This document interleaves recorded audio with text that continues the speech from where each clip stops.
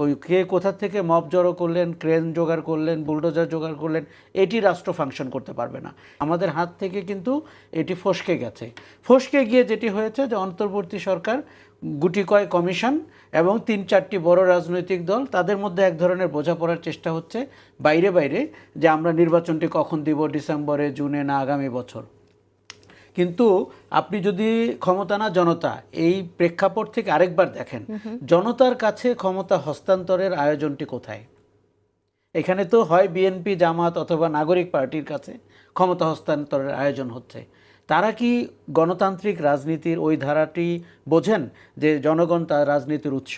মুখে বলেন, যেরকম আমাদের সংবিধানে বলছেন যে ক্ষমতার উৎস জনগণ, কিন্তু এইসব কথা বলে বলে তারা যে রাজনীতিটি কায়েম করেছেন সেটি কিন্তু স্বচ্ছ এবং জবাবদিহিমূলক গণতান্ত্রিক রাজনীতি না।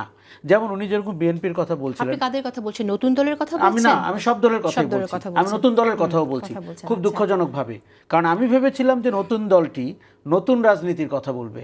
সে তারা মুখে কিছু যে বলেনি তা কিন্তু না, কিন্তু তার গঠন প্রক্রিয়া এবং তার যে গাড়িবহর, তার যে নির্বাচনী প্রচার অভিযান, তখন দেখে মনে হচ্ছে যে সেই পুরনো রাজনীতিটিকেই তারা বেছে নিয়েছেন, এই মনে করে যে ওইটা দিয়েই ক্ষমতায় যেতে হবে। তার মানে তারাও ক্ষমতায় যেতে চাচ্ছেন জনতাকে নিয়ে না, ক্ষমতার কৌশলকে নিয়ে। এটি হচ্ছে আমার অবজারভেশন। দেখুন, আমরা মধ্যপন্থী দলের প্রয়োজন কেন অনুভব করি? কারণ আমাদের, আমি ওনার সাথে কিন্তু একমত, 15 বছর একটা বয়ান তৈরি করা হয়েছিল ধর্মনিরপেক্ষতা, মুক্তিযুদ্ধের চেতনা ইত্যাদি ইত্যাদি। তখন কিন্তু আপনার ধর্মের প্রতি যদি কোনো মানুষের আকর্ষণ থাকে, দলটি যদি ধর্মকে রেসপেক্ট করে থাকে, তাদেরকে টার্গেট করা হয়েছে। ফলে এখন একটা এক্সট্রিম আবার তৈরি হয়েছে, এটি স্বাভাবিক। ওই এক্সট্রিমের জায়গায় আরেক এক্সট্রিম, কিন্তু রাষ্ট্রটা তো এত ভালনারেবল অবস্থায় চলতে পারবে না। ওই কে কোথা থেকে মব জড়ো করলেন, ক্রেন জোগাড় করলেন, বুলডোজার জোগাড় করলেন, এটি রাষ্ট্র ফাংশন করতে পারবে না।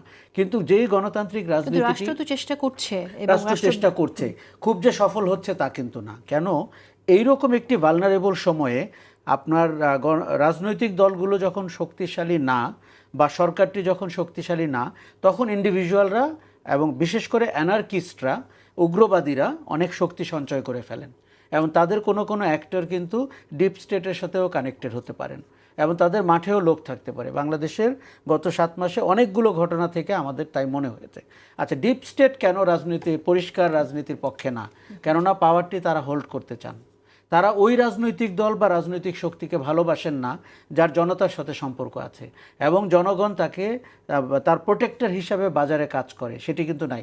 আমাদের বারবার 54 বছরের মূল সংকট হচ্ছে আমাদের রাজনৈতিক দলগুলো প্রতিষ্ঠান হিসাবে শক্তিশালী না, এবং এখানে ব্যক্তি পূজা করা হয়, এবং ব্যক্তি পূজা করতে গিয়ে সংগঠনটি বিকশিত হয় না।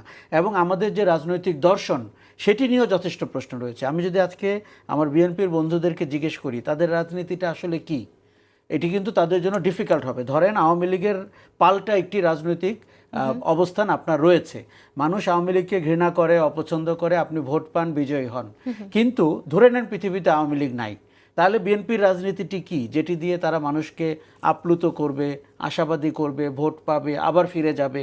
এটি খুব শান্তভাবে, চিন্তাশীলভাবে তাদের ভাবতে হবে।